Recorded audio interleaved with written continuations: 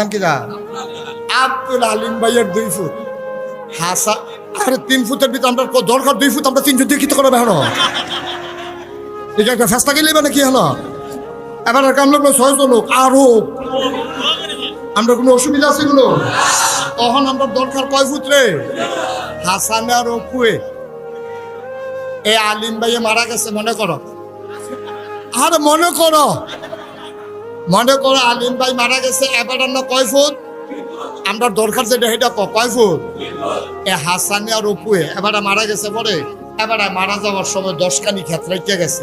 মারা যাওয়ার লগে লগে এখন ওয়ারিশ সূত্রে এটা 5 কানি কইরা 10 কানি 2 ভাগ হচ্ছে।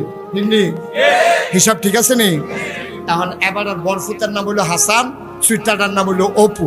হাসানে তে আবার লেখাপড়া কইরা আমরা সেহান্দর স্যারের মতো স্যার হইছি, তে প্রাইমারি স্কুলে মাস্টারি করে, তে আবার